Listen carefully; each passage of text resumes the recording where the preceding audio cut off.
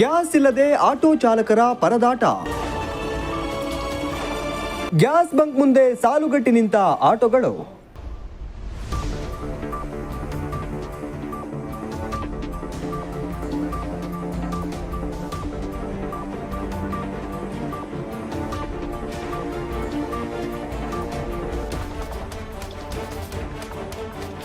Auto gas ಸಿಗದ ಹಿನ್ನೆಲೆ auto ಚಾಲಕರು ಕಾದು ಸುಸ್ತಾಗಿದ್ದಾರೆ.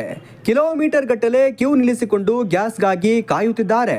ಇದರಿಂದ ರೊಚ್ಚಿಗೆದ್ದ ಚಾಲಕರು ಸರ್ಕಾರಕ್ಕೆ ಹಿಡಿಶಾಪ ಹಾಕುತ್ತಿದ್ದಾರೆ.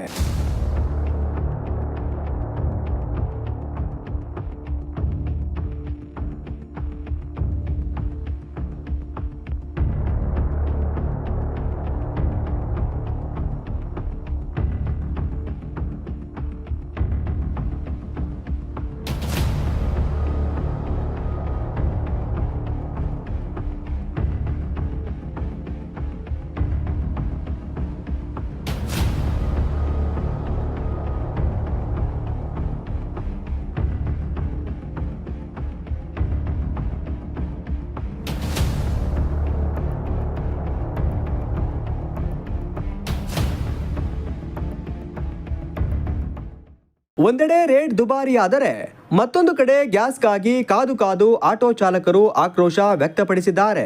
ರಾತ್ರಿ ಇಡೀ ಗ್ಯಾಸ್ಗಾಗಿ ಕಿಲೋಮೀಟರ್ ಗಟ್ಟಲೆ ಕ್ಯೂ ನಿಲ್ಲುವ ಪರಿಸ್ಥಿತಿ ಬಂದಿದೆ ಎಂದು ರಾಜ್ಯ ಸರ್ಕಾರಕ್ಕೆ ತರಾಟೆ ತೆಗೆದುಕೊಂಡಿದ್ದಾರೆ.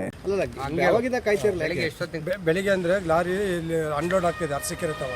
ಇವಾಗ ಗ್ಯಾಸ್ ಬರ್ತಾಯಿದೆ ಅಂತ ಚಿಕ್ಕಮಗಳೂರಿಗೆ. ಇವಾಗ ಗ್ಯಾಸ್ ಬಂದಿದ ತಕ್ಷಣ ಗ್ಯಾಸ್ ಹಾಕ್ತಾರಂತೆ. ಗ್ಯಾಸ್ ಹಾಕೊಂಡು ಹೋಗೋಕ್ಕೆ ಕಾಯ್ತಿದ್ದೀರಾ? ಎಷ್ಟೊತ್ತಿಂದ ಕಾಯ್ತಿದ್ದೀರಾ? ನಾವು ಇವಾಗ ಒಂದು 3:30 ನಾನು 2 ಗಂಟೆಯಿಂದ. ಬೆಳಿಗ್ಗೆ ಬಂದಾರ ನಾವು 2 ಗಂಟೆಯಿಂದ. ಎಷ್ಟೊತ್ತಿಗೆ ಬರುತ್ತಂತೆ ಗ್ಯಾಸ್? ಬರುತ್ತಂತ ಇರ್ತಾರೆ 5 ಗಂಟೆಗೆ 6 ಗಂಟೆಗೆ ಅಂತಾರೆ, ಗೊತ್ತಿಲ್ಲ ಏನು. 6 ಗಂಟೆ ಹೋಗೋದು ಗ್ಯಾಸ್ ಮಾತ್ರ ಇದು ಗ್ಯಾರಂಟಿ ಇಲ್ಲ ಹೇಳಿ. ಅಲ್ಲ, ಗ್ಯಾಸ್ ಹಾಕ್ಸ್ಕೊಂಡೆ ಹೋಗೋದಾ? ಗ್ಯಾಸ್ ಹಾಕ್ಸಲ್ಲ. ಆಗಿದೆ ತೀರ್ಮಾನ ಮಾಡಿಬಿಟ್ಟಿದ್ದೀವಿ ಒಂದ್ಸಲಿ. ಗ್ಯಾಸ್ ಎಲ್ಲ ಖಾಲಿ ಆಗಿದೆಯಲ್ಲ. ಚಿಕ್ಕಮಗಳೂರು ನಗರದ ಮೂಡಿಗೆರೆ ರಸ್ತೆ ಪಾರ್ವತಿಪುರ ಅನ್ನಪೂರ್ಣೇಶ್ವರಿ ಇಂಡಿಯನ್ ಆಯಿಲ್ ಬಂಕ್ನಲ್ಲಿ ಕಿಲೋಮೀಟರ್ ಗಟ್ಟಲೆ ಆಟೋಗಳು ಸಾಲುಗಟ್ಟಿ ನಿಂತಿದ್ದು ಗ್ಯಾಸ್ಗಾಗಿ ಕಾಯುತ್ತಿದ್ದಾರೆ. ಗ್ಯಾಸ್ ಎಲ್ಲೂ ಸಿಗುತ್ತಿಲ್ಲ ಎಂದು ದುಃಖಿಸುತ್ತಿದ್ದಾರೆ. ಗ್ಯಾಸ್ ಬರುವವರೆಗೂ ಬಾಡಿಗೆ ಹೊಡೆಯುವಂತಿಲ್ಲ.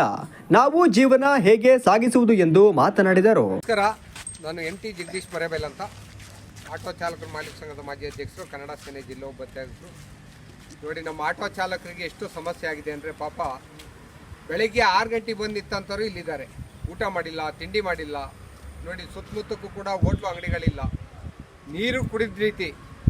ಗಾಡಿಗಳಲ್ಲಿ ಬ್ಯಾಂಕ್ ಲೋನ್ ಇದೆ, ಫೈನಾನ್ಸ್ ಸಾಲಗಳಿದೆ, ಹಾಗೆ ಮನೆ ಬಾಡಿಗೆಲಿದ್ದಾರೆ. ವಯಸ್ಸಾದಂಥ ತಾಯಿ ತಂದೆಯರು, ಎಷ್ಟೋ ಜನ ಮನೆಯಲ್ಲಿ ಅಂಗವಿಕಲರ ಮಕ್ಕಳಿದ್ದಾರೆ. ಪಾಪ ಅವ್ರ ಹೆಂಗಸುಗಳು ಕೂಡ ಕೂಲಿ ಕೆಲಸಕ್ಕೆ ಹೋಗಬೇಕು. ಆ ಕೂಲಿ ಕೆಲಸ ಮಾಡಿ ಬಂದಂಥದ್ದಲ್ಲೇ ಜೀವನ ಆಗ್ತಾಯಿದೆ ಕೆಲವು ನಮ್ಮ ಆಟೋ ಚಾಲಕರ ಮಾಲೀಕರುಗಳಿಗೆ.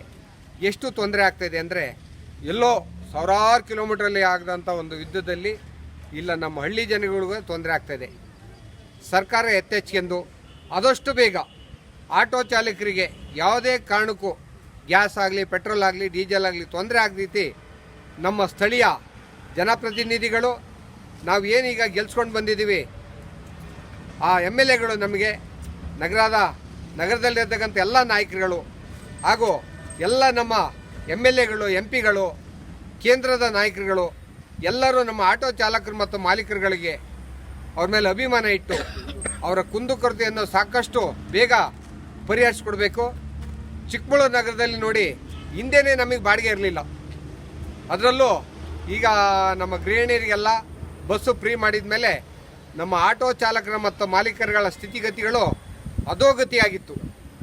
ಎಷ್ಟೋ ಜನಗಳು ಪಾಪ ನಮ್ಮ ಆಟೋ ಚಾಲಕರುಗಳು ಮನೆ ಬಾಡಿಗೆ ಕಟ್ತಲೆ, ಮನೆ ಓನರ್ಗಳ ಹತ್ರ ಬೇಯಿಸ್ಕೊಂಡು, ಫೈನಾನ್ಸ್ ಕಟ್ತಲೆ, ಫೈನಾನ್ಸ್ ಓನರ್ಗಳ ಹತ್ರ ಬೇಯಿಸ್ಕೊಂಡು, ಬ್ಯಾಂಕ್ ಖಾತೆ ಕಟ್ಟೋಕ್ಕಾಗ್ದಲೆ ಅವ್ರು ನೋಟಿಸೆಲ್ಲ ಕಳಿಸಿ ಮನೆ ಹತ್ರ ಬಂದು ಅವರೆಲ್ಲ ದಬ್ಬಾಳಿಕೆ ಮಾಡುವಂಥ ಸಂದರ್ಭಗಳು ಸುಮಾರಿದ್ದಾವೆ.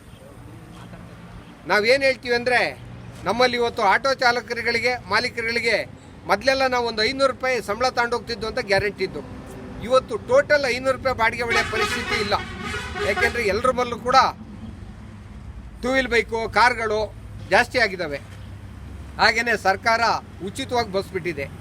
ಏನು ನಮ್ಮ ಆಟೋಗಳಲ್ಲಿ ಆಟೋ ನಂಬಿಕೆಂದು ಪ್ರಯಾಣ ಮಾಡ್ತಿದ್ರು ಅವರೆಲ್ಲ ಈಗ ಖಾಸಗಿ ವಾಹನಗಳು ಹಾಗೂ ಗೌರ್ಮೆಂಟ್ ಬಸ್ನಲ್ಲಿ ಓಡಾಡ್ತಾ ಇದೆ.